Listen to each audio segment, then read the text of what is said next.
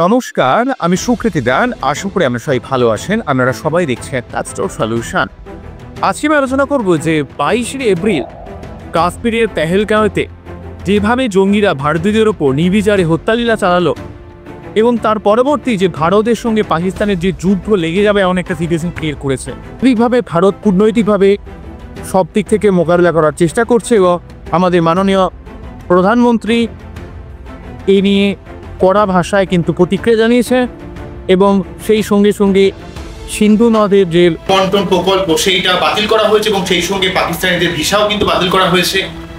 একাধিক দৃঢ় পদক্ষেপ তিনি নিয়েছেন এবং অলরেডি পাকিস্তানের সঙ্গে ভারতের একটা যুদ্ধের আবহ তৈরি হয়েছে। কেন এমন সিচুয়েশন ক্রিয়েট করছে, কেন এত বড় হত্যালীলা হলো, সত্যি কি ভারতের সঙ্গে পাকিস্তানের যুদ্ধ শুরু হয়ে যাবে?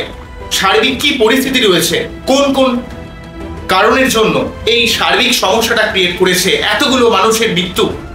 সার্বিকভাবে আমাদের দেশের প্রতিটা মানুষের কাছে 140 কোটি যতই জনসংখ্যা হোক না কেন, প্রতিটা মানুষের কাছে একটা বড় দুঃখের বিষয় যে একটা জম্মু কাশ্মীরের মানুষ সেখানে প্রাকৃতিক সৌন্দর্য দেখতে যায়, সেখানে প্রাকৃতিক সৌন্দর্য দেখতে গিয়ে মানুষ মৃত্যুর মুখে কিন্তু ঢলে পড়লো। কেন এমন সমস্যা, কি এমন চলছে গোচরে?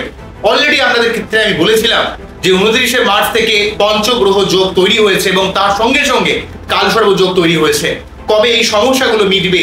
সত্যি কি আমরা এই অশান্তি জায়গা থেকে বাঁচতে পারবো? সত্যি কি যুদ্ধ লেগে যাবে? সার্বিক পরিস্থিতিটাকে কিভাবে সামলানো যাবে? যদিও কিন্তু আমাদের সার্বিকভাবে সমস্ত সংশ্লিষ্ট রাজনৈতিক মহল সার্বিক সর্বদল বৈঠকের মাধ্যমে সার্বিক পরিস্থিতিকে কিন্তু মোকাবিলার চেষ্টা করছেন এবং সার্বিকভাবে সরকার তার দৃঢ় পদক্ষেপ কিন্তু রেখেছেন। আমরা অবশ্যই পরবর্তী বিষয়ের উপর চোখ রাখবো। অন্যদিক থেকে পাকিস্তানও কিন্তু তারা আকাশপথ ব্যবহার করার নিষেধাজ্ঞা দিয়েছেন, ভারতের সঙ্গে সার্বিকভাবে বাণিজ্যিক চুক্তি বাতিল করেছেন, বিভিন্ন তারাও কিন্তু প্রতিক্রিয়া জানিয়েছেন। কিন্তু তবুও এত বড় যে ঘটনা যেখানে পাকিস্তান এই জঙ্গিদের মদদ দেয় এবং এই ঘটনাটা কেন ঘটলো আমাদের শান্তপ্রিয় এই ভারতীয়দের উপর, এবং ভারতে অনেক মানুষ কিন্তু বাস করে এবং প্রতিটা মানুষ কিন্তু একে অপরের মধ্যে একটা মেলবন্ধন রয়েছে, একটা বৈচিত্র্যের মধ্যে ঐক্য রয়েছে। তাই তো আমাদের কবি অলরেডি বলে গেছেন, রবীন্দ্রনাথ ঠাকুর তিনি বলে গেছেন যে বৈচিত্র্যের মধ্যে একটা ঐক্যই হচ্ছে আমাদের ভারতীয়দের একটা সব থেকে বড় সংস্কৃতি। হয়তো আমাদের বৈচিত্র্য রয়েছে, হিন্দু রয়েছে, মুসলিম রয়েছে, কিন্তু তার সত্ত্বেও আমরা সার্বিক একে অপরের সঙ্গে হাতে হাত রেখে বাস করার চেষ্টা করি। হয়তো সাময়িক কিছু সিচুয়েশনের জন্য সেটা হয়তো অনেক সময় হয়ে ওঠে না, কিন্তু সার্বিকভাবে আমাদের একটা আলাদা ধর্ম, আলাদা মানে গোষ্ঠী থাকলেও কিন্তু আমাদের বৈচিত্র্যের মধ্যে ভারতে কিন্তু ঐক্য রয়েছে। কিন্তু কেন এমন সিচুয়েশন ক্রিয়েট করলো সেই জায়গাটা সার্বিকভাবে আমি আমার সার্বিক গোচরের রেসপেক্টে আপনাদের কাছে দেখানোর চেষ্টা করব। তো আশা করবো আপনাদের ভালো লাগবে। তাই অনুষ্ঠান থেকে মন দিয়ে শুনে এবং বোঝার চেষ্টা করবো। মূল আলোচনা আসার আগে আমরা জানি অ্যাস্ট্রো সংক্রান্ত নিত্য টিপস পেতে আমার এই অ্যাস্ট্রো সলিউশন চ্যানেলকে সাবস্ক্রাইব করুন এবং পাশে থাকা বেল আইকনে ক্লিক করুন। চলে আসি মূল আলোচনায়। প্রথমে দেখুন, আমি অলরেডি আগে ভিডিও করেছিলাম যে 29 এখানে অলরেডি সূর্য অবস্থান করছিল। সূর্য, শনি, রাহু, বুধ, শুক্র একসঙ্গে পঞ্চগ্রহ যোগ সেই 29 মার্চ থেকে শুরু হয়েছিল। তখন থেকেই বলেছিলাম যে অলরেডি কালসর্প যোগ শুরু হয়ে গেছে। শনি যখন থেকে কুম্ভ রাশি থেকে এখানে মীন রাশিতে প্রবেশ করে গেল তখনই কিন্তু অলরেডি কালসর্প যোগের সূচনা হয়ে গেল। আপনারা জানেন যে রাহু কেতুর এক পাশে সমস্ত গ্রহগুলো দেখুন রয়েছে, মীন, মেষ, বৃষ, মিথুন, কর্কট, সিংহ, কন্যা। এর মধ্যে দেখুন সার্বিকভাবে সমস্ত গ্রহগুলো অবস্থান করছে। এই সাইডটা তো সম্পূর্ণ ফাঁকা পড়ে রয়েছে, যদিও কিন্তু আমরা একটা গোচর পেয়েছি, সেটা হচ্ছে 14 এপ্রিল কিন্তু সূর্য রাশি পরিবর্তন করে মেষ রাশির ঘরে এসে উচ্চস্থ হয়েছে। টোটাল বৈশাখ মাস জুড়ে উচ্চস্থ হয়ে অবস্থান করবে, এটা একটা স্ট্রংলি পজিশন।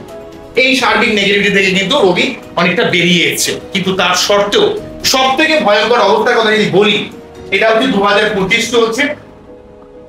2025 সালকে যদি আমরা যোগ করি তাহলে কি পাবো? 2 + 0 + 2 + 5 করলে আমরা কিন্তু সার্বিকভাবে 9 পাবো, 9 সংখ্যা পাবো।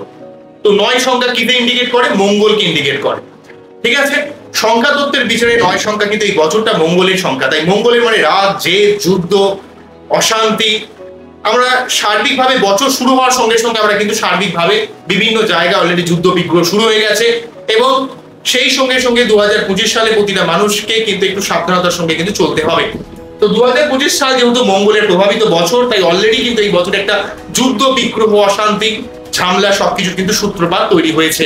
কিন্তু যদি আমরা সার্বিক পরিস্থিতির কথা দেখি, অলরেডি কিন্তু 29শে মার্চ থেকে কিন্তু কালসর্প যোগ সূচনা হয়ে গেছে, কিন্তু তার সত্ত্বেও মঙ্গল কিন্তু আমরা দেখবো যে 3 এপ্রিল থেকে মঙ্গল কিন্তু এখান থেকে মিথুন রাশি থেকে রাশি পরিবর্তন করে কর্কট রাশিতে প্রবেশ করেছে এবং এখানে কিন্তু মঙ্গল অলরেডি নিচস্থ হয়ে গেছে। অর্থাৎ যেই সালটা যে গ্রহের অধীনে, অর্থাৎ মঙ্গলের যে অধীনে, সেই মঙ্গল কিন্তু এখানে অলরেডি এখানে কি হয়েছে, পীড়িত হয়ে রয়েছে, নিচস্থ হয়ে রয়েছে। নিচস্থ থাকা মানে টোটালি অবভিয়াসলি ভাবে একটা সার্বিক ভাবে আমাদের দৈহিক শক্তি বা সার্বিক একটা ঊর্জা শক্তি বা একটা যুদ্ধ বিগ্রহ লাগার মতো সিচুয়েশন ক্রিয়েট করছে, অর্থাৎ মঙ্গলের ক্ষমতাটা কিন্তু ডাউন করে দিচ্ছে। অন্যদিক থেকে এখানে দেখতে পাচ্ছি যে শনি এবং রাহু, এখানে অনেক বিশাল যোগ বলেন, অনেকে এটাকে অ্যাকচুয়ালি সাপিক যোগ বলা হয়। শনি রাহু যোগ চলছে এবং এখান থেকে রাহু অলরেডি এই ঘর থেকে রাহু কিন্তু মঙ্গলকে দেখছে। তাহলে সুতরাং বুঝতেই পারছেন, একদিক থেকে মঙ্গল নিচস্থ হয়ে গেল, এবং সেখান থেকে রাহু এখান থেকে সার্বিকভাবে দৃষ্টিটা পড়ছে হচ্ছে, আমরা যদি দেখি সেখান থেকে কিন্তু সম্পূর্ণভাবে এখানে রাহুর দৃষ্টিটা মঙ্গলের উপর এসে পড়ছে। ঠিক আছে, তো মঙ্গলের উপর সার্বিকভাবে এই যে দৃষ্টিটা পড়ছে, সেখানে কিন্তু আমরা দেখবো শনি রাহু এবং মঙ্গল এই তিনটে যোগ সার্বিকভাবে একটা নেগেটিভ সিচুয়েশন ক্রিয়েট করছে। একদিক থেকে মঙ্গল নিচস্থ থাকার ফল, অন্যদিক থেকে শনি রাহুর ফল, এবং রাহু যেহেতু মঙ্গলকে এখানে দৃষ্টি দিয়ে প্রভাবিত করে রেখেছে, তাহলে শনি রাহু এবং মঙ্গল এই যোগটা অত্যন্ত একটা নেগেটিভ যোগ ক্রিয়েট করেছে। তাহলে একদিক থেকে কালসর্প যোগ, অন্যদিক থেকে মঙ্গল রাহু এবং শনির এই যে যোগ, এটা সার্বিকভাবে একটা যুদ্ধের বিগ্রহের পরিস্থিতি কিন্তু তৈরি করছে। তা অবশ্যই আমাদের সার্বিকভাবে এই ব্যাপারটা একটু সাবধান হতে হবে। মঙ্গলের জায়গাটার জন্য আমাদের অবশ্যই কিন্তু প্রতিটা মানুষকে মঙ্গলের শারীরিকভাবে আরাধনা করতে হবে, কারণ মঙ্গল একটা ডিস্টার্বের মধ্যে রয়েছে। বোঝা গেল কি বললাম? এবারে দেখুন, তো এখানে কতগুলো আমরা পরিবর্তন ধীরে ধীরে পাবো। কি কি পরিবর্তন পাবো? দেখুন, বৃহস্পতি সেকেন্ড হাউসে রয়েছে, কিন্তু বৃহস্পতিকে আমরা 14ই মে পর্যন্ত সেকেন্ড হাউসে থাকবে। তারপর 14ই মে পর বৃহস্পতিদেব কিন্তু এখানে থার্ড হাউসে চলে আসবে। তো বৃহস্পতিদেব যখনই থার্ড হাউসে চলে আসবে, এখানে বৃহস্পতিদেব যখনই চলে আসবে থার্ড হাউসে, তখনই কিন্তু এখানে বৃহস্পতির একটা শুভ প্রভাব এখানে কিন্তু সপ্তম ভাবকে প্রভাবিত করবে। তা সপ্তম ভাবকে প্রভাবিত করার জন্য, অর্থাৎ সার্বিক সিচুয়েশনটাকে কিন্তু অনেকটা হ্যান্ডেল করার চেষ্টা করবে, বিশেষ করে 14ই মে পর থেকে। তাহলে এখন কিন্তু কালসর্প যোগের একটা সার্বিক সমস্যা কিন্তু প্রতিটা মানুষকে ক্রিয়েট করছে এবং যুদ্ধ বিগ্রহের আবহ কিন্তু তৈরি করেছে অলরেডি মঙ্গলের এই সমস্যা এবং অন্যদিক থেকে শনি রাহুর এই যোগ। তাই অবশ্যই কিন্তু এই জায়গাটার জন্য আমাদের প্রত্যেককে একটু খুব সাবধানতার সাথে আমাদের কিন্তু প্ল্যানিং করতে হবে, কারণ কালসর্প যোগ চলমান একটা আনস্টেবল অবস্থা কিন্তু তৈরি করে। তবে এই জায়গাটা প্রথমে একটা কিছুটা পরিবর্তন হবে যখন কিন্তু বৃহস্পতি রাশি পরিবর্তন করে থার্ড হাউসে প্রবেশ করবে এবং থার্ড হাউস থেকে তার দৃষ্টির মাধ্যমে, অর্থাৎ কালপুরুষের তৃতীয় ভাবে দৃষ্টি দেবে এবং সেখান থেকে যেহেতু আমাদের কালপুরুষের সপ্তম ভাবকে দেখবে, সেক্ষেত্রে কিন্তু কিছুটা যুদ্ধ বিগ্রহের জায়গাটাকে কিছুটা স্টেবিলাইজ করবে। তাই এখন আমাদের প্রত্যেককে খুব স্টেবল ভাবে ভাবনা চিন্তা করে কিন্তু সিদ্ধান্ত নিতে হবে। তো বোঝা গেল কি বললাম? এখানে বৃহস্পতির এই জায়গাটা হলো। পরবর্তী যে ব্যাপারটা বলবো সেটা হচ্ছে 18ই মেতে অলরেডি রাহু কেতু এই জায়গা থেকে সরে এসে কেতু চলে আসবে এখানে, কেতু আর ওখানে থাকবে না এবং রাহু চলে আসবে এখানে। তাহলে যখনই রাহু কেতু সরে যাবে এখান থেকে, অলরেডি মঙ্গলের উপর যে রাহুর যে প্রভাবটা ছিল সেটা কিন্তু খণ্ডিত হয়ে যাবে এবং কেতু কিন্তু এখান থেকে চলে আসবে ষষ্ঠ কালপুরুষের ষষ্ঠ ভাবগত যে একটা মানুষের যে গোপন শত্রুতার জায়গাটা, সেখান থেকে সরে আসতে হচ্ছে পঞ্চম ভাবে, কালপুরুষের পঞ্চম ভাবে চলে আসবে। ঠিক আছে, তাহলে প্রথম বৃহস্পতি সরলো এখান থেকে এখানে এলো, তারপর কে সরবে? রাহু এবং কেতু এখানে 18ই মে কিন্তু রাহু এখান থেকে পিছিয়ে গিয়ে কুম্ভ রাশির ঘরে এবং কেতু চলে গেল হচ্ছে সিংহ রাশির ঘরে। তাহলে শারীরিকভাবে কিন্তু অলরেডি মঙ্গল রাহু যোগটাও কিন্তু ভেঙে যাবে। সেদিক থেকে কিন্তু অনেকটা বাঁচো। একদিক থেকে বৃহস্পতি শুভভাবে সপ্তম ভাবে দৃষ্টি কিন্তু অনেকটা যুদ্ধ বিগ্রহের জায়গাটাকে কন্ট্রোল করবে। তাহলে প্রথম একটা আমরা ডেট যেটা পেলাম সেটা হচ্ছে বৃহস্পতির যে ডেটটা, যাতে 14ই মে, তারপরে একটা ডেট পাবো হচ্ছে নেক্সট ভালো যেটা হবে 8ই মে। 8ই মেতে কিন্তু রাহু কিন্তু রাশি পরিবর্তন করে মঙ্গলের সঙ্গে যে রাহুর যোগটা সেটা কিন্তু ভেঙে যাবে। নেক্সট আমরা দেখব মঙ্গল এখানে নিচস্থ অবস্থান করছে 7ই জুন পর্যন্ত। মঙ্গলের 7ই জুন অবস্থান কিন্তু প্রতিটা মানুষের মধ্যে একটা অধৈর্য অস্থিরতা ক্রিয়েট করবে। যেহেতু এটা মঙ্গলের বছর, তাই প্রতিটা মানুষকে একটা অধৈর্য অস্থিরতার ভাবের মধ্যে ফেলে রেখেছে। তাই মঙ্গলকে একটু স্ট্রং হলে কিন্তু এই জায়গাটা অনেক স্টেবিলাইজড হবে, শারীরিক পরিস্থিতিটা অনেকটা উন্নত হবে। ঠিক আছে, এবং শারীরিকভাবে কিন্তু একটা যুদ্ধের জায়গাটাকে কিন্তু অনেকটা স্টেবিলাইজ করবে এবং যুদ্ধ বিগ্রহ জায়গাটা কিন্তু অনেকটা এড়ানো যাবে, কিন্তু মঙ্গলের যতদিন পর্যন্ত না মঙ্গল আনস্টেবিলিটি জায়গা থেকে বেরিয়ে আসছে, অর্থাৎ মঙ্গল কবে বেরিয়ে আসবে সেটা হচ্ছে 7ই জুন, যখনই মঙ্গল এখান থেকে রাশি পরিবর্তন করে এই ঘরে প্রবেশ করে যাবে, তখন কিন্তু মঙ্গল তার নিজস্ব ভাবকে ভেঙে ফেলবে। অর্থাৎ এখান থেকে মঙ্গল কর্ক রাশি থেকে সিংহ রাশির ঘরে এসে তার নিজস্ব ভাবকে খণ্ডন করবে। তাহলে সেটা হবে 7ই জুন। ধীরে ধীরে একটা একটা করে স্টেপ ওয়াইজ আমরা উঠবো এইভাবে, ঠিক আছে? প্রথমে আমরা 14ই মে দেখবো, তারপরে 18ই মে দেখবো, তারপরে 7ই জুন দেখবো। 7ই জুন কিন্তু মঙ্গল অনেকটা স্ট্রং হবে। তারপর লাস্ট যে ব্যাপারটা হবে সেটা হচ্ছে মঙ্গল, তাতেও কিন্তু এখানে মঙ্গল কেতু যুক্ত হলো, কিন্তু মঙ্গলের অবস্থায় তখন কিন্তু রাহু থাকবে। কিছুটা মানে পরিবর্তন হবে, এখানে যদি 20% বলি 20% পজিটিভ হবে, তারপরে আরো 20% মানে আরো 40%, তারপরে আরো 20% করে 60%, এইভাবে আস্তে আস্তে সমস্যাগুলো অনেকটা মিটবে। নেক্সট যেটা হবে সেটা হচ্ছে আমরা যদি দেখি সেটা হচ্ছে 28শে জুলাই। 28শে জুলাই কিন্তু মঙ্গল কিন্তু এখান থেকে 28শে জুলাই মঙ্গল কিন্তু সিংহ রাশি থেকে রাশি পরিবর্তন করে কন্যা রাশি যখন প্রবেশ করবে মঙ্গল, তখনই কিন্তু সম্পূর্ণ দেখুন এই রাহু কেতুর এক সাইড থেকে শুধুমাত্র মঙ্গল এসে, ওখানে যেমন শনি ঢুকে ফার্স্ট কালসর্প যুগের সূচনা করেছিল, এখান থেকে এখানে শনি ঢুকে, তেমন কিন্তু এখান থেকে মঙ্গল সিংহ থেকে কন্যায় প্রবেশ করে যখন 28শে জুলাই যখন প্রবেশ করবে, 28শে জুলাই যখন প্রবেশ করবে, তখনই একমাত্র মঙ্গল গিয়ে কিন্তু শারীরিকভাবে 100% সমস্ত সমস্যার নিষ্পত্তি করবে। একটা আনস্টেবিলিটির যে জায়গাটা প্রতিটা মানুষের মধ্যে যে সার্বিক আনস্টেবিলিটিটা চলছিল, সেই জায়গাটা সম্পূর্ণ নির্মূল করবে মঙ্গল। কিন্তু কালসর্প যোগটাকে, দীর্ঘদিনের যে কালসর্প যোগ সেটা কিন্তু ভেঙে দেবে, কেননা মঙ্গলের বছর মঙ্গলের উপর অনেকটা ডিপেন্ড করছে। তাই এখন মঙ্গল যেহেতু নিচত্ব হয়ে গেছে এবং মঙ্গলের উপর যেহেতু রাহু দৃষ্টি পড়ছে, তাই 14ই মে পর্যন্ত আমাদের প্রত্যেককে একটু স্টেবিলাইজ ভাবে থাকতে হবে, সাবধান ভাবে থাকতে হবে। প্রতিটা মানুষকে ধীরে সুস্থে যারা গাড়ি টাড়ি চালান বা রাস্তাঘাটে ধীরে সুস্থে চলাফেরা করতে হবে, নাহলে কিন্তু অনেক সমস্যা রয়েছে।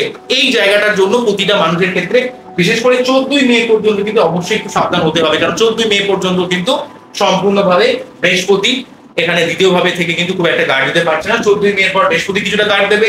18ই মে পর অলরেডি রাহুর পরিবর্তনের সঙ্গে সঙ্গে শনি রাহু যোগ এবং মঙ্গল রাহু যোগটার খণ্ডন হবে। 7ই জুন কিন্তু মঙ্গলের নিচত্ব ভাবটার খণ্ডন হবে এবং 28শে জুন কিন্তু মঙ্গল সিংহ রাশি থেকে কন্যা রাশিতে প্রবেশ করে সার্বিকভাবে আপনাদের কালসর্প দোষের খণ্ডন করবে। তাই এই সময় আমাদের প্রতিটা রাশি বা লগ্নের মানুষকে একটু সাবধান হতে হবে এবং দেশের যে সিচুয়েশনটা চলছে, এই সিচুয়েশনটা কিন্তু শারীরিকভাবে 14ই মে পর্যন্ত প্রতিটা পলিটিক্যাল মানুষকে খুব সাবধানে ভেবেচিন্তে পা বাড়াতে হবে, নাহলে কিন্তু খুব যুদ্ধ লেগে যাওয়ার একটা সম্ভাবনা ক্রিয়েট করবে।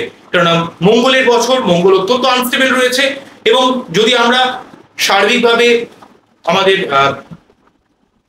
ইন্ডিপেন্ডেন্ট ডে যেটা অর্থাৎ স্বাধীনতা দিবসকে যদি আমরা জন্মদিন হিসেবে ধরে নিই ভারতে, ঠিক আছে, তো 15ই আগস্ট রাত 12টা, তাহলে আমরা দেখবো বৃষ হচ্ছে তার লগ্ন, ঠিক আছে, এবং কর্কট রাশি।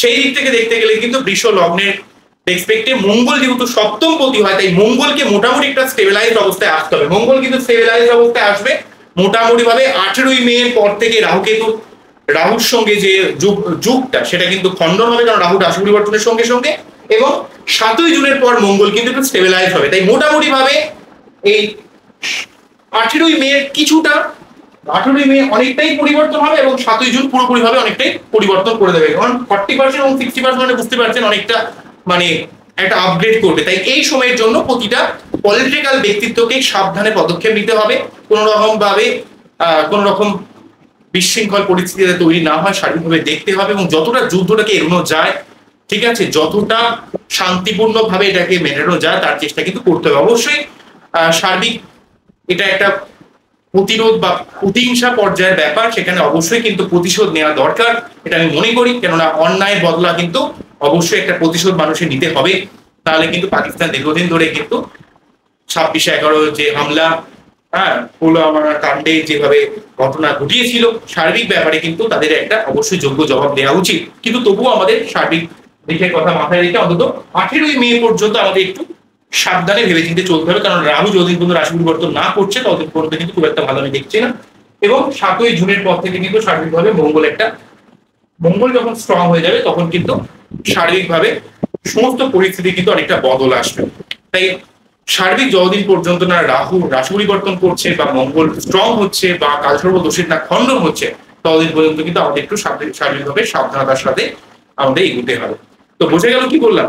তো অলরেডি ভিডিওটা 15 মিনিটের মতো হয়ে গেল। আমার এই টোটাল অনুষ্ঠানটিকে আমাদের কতটা ভালো লাগলো, কতটা আমরা বুঝতে পারলেন, কেন এমন সিচুয়েশন ক্রিয়েট করছে, আমরা আশা করি বুঝতে পারলেন যে সার্বিক কিন্তু সিচুয়েশনের মেইন কারণ হচ্ছে কালসর্প যোগ। এই কালসর্প যোগ যতদিন পর্যন্ত না যাবে ততদিন পর্যন্ত সার্বিক স্টেবিলাইজ হবে না কোনো অবস্থা। সেটা কিন্তু 28শে জুলাই পর্যন্ত আমাদের ওয়েট করতে হবে। ঠিক আছে, আমি স্টেপ ওয়াইজ বলবো। সেটা 14ই মে, 18ই মে, 7ই জুন, 28শে জুলাই, এইভাবে পরপর আমাদের কিন্তু স্টেপ ওয়াইজ জিনিসগুলো দেখতে হবে। তো যাই হোক, আজকে এখানেই থামছি। আমার এই টোটাল অনুষ্ঠানটিকে আমাদের কতটা ভালো লাগলো সেটা অবশ্যই কমেন্ট সেকশনে জানাবেন। আপনারা খুব ভালো থাকবেন। নমস্কার, থ্যাংক ইউ।